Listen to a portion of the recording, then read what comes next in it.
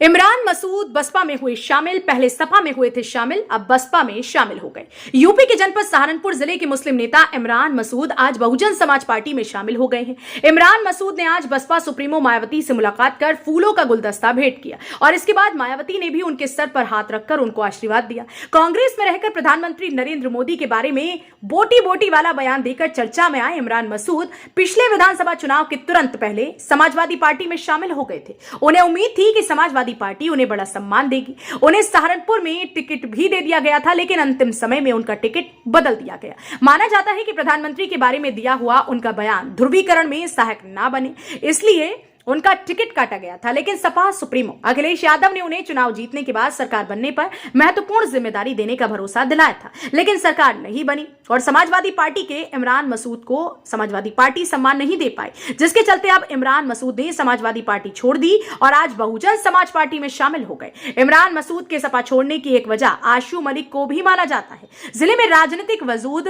कायम करने की जद्दोजहद में आशू मलिक सहारनपुर के लोगों के लिए उम्मीद बने हुए हैं, जिसके चलते इमरान मसूद को समाजवादी पार्टी को छोड़ना पड़ा और बहुजन समाज पार्टी में शामिल हो गए। माना जाता है कि इमरान मसूद सहारनपुर में होने वाले मेयर के चुनाव में बसपा के प्रत्याशी हो सकते हैं और दलित मुस्लिम समीकरण के सहारे अपनी मजबूत दावेदारी पेश कर सकते हैं। बहरहाल आपका इमरान मसूद का लगातार कांग्रेस छोड़कर सपा में आना, सपा को छोड़कर बसपा में जाना और लगातार विवादित बयानबाजी करना, इन सब को लेकर आपका क्या कहना है कमेंट में जरूर बताएं और ऐसी खबरों के लिए देखते रहें इंडिया प्लस न्यूज। सर, आज बसपा में आए हैं, क्या कुछ कहेंगे? देखिए, आज ऐतिहासिक दिन है। मैं हमारी नेता आदरणीय बहन जी के समक्ष आकर के मैंने बहुजन समाज पार्टी की सदस्यता ली है और ये मेरे लिए बहुत ही सौभाग्य का दिन है कि मुझे बहन जी ने बहुजन समाज पार्टी की सदस्यता देने का काम किया। क्या लग रहा है, क्योंकि विधानसभा तो संपन्न हो चुका है, लोकसभा की तैयारियों में देखिए तैयारी आगे की, इसीलिए विधानसभा में जो हमने किया और जो प्रयोग विधानसभा में करने के लिए हम कांग्रेस छोड़ करके आए थे, वो प्रयोग पूरी तरह से विफल हुआ।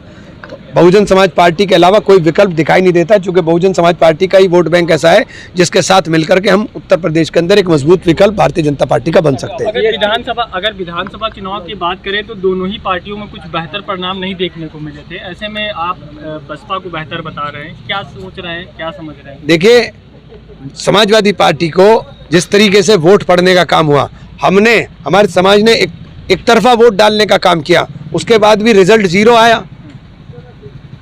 तो हमें ऐसा वोट चाहिए कि हम साथ मिलकर के एक ताकत बनने का काम करें और बहुजन समाज पार्टी के अलावा कोई दूसरे ऐसा मुझे नजर नहीं आता जहां हम लोग ताकत बन सकते हैं, जीत की तरफ जा सकते हैं। लेकिन बहुजन समाज पार्टी से निकल कर लोग दूसरी पार्टी में जा रहे हैं और आप बहुजन समाज पार्टी का सदस्यता लिया है।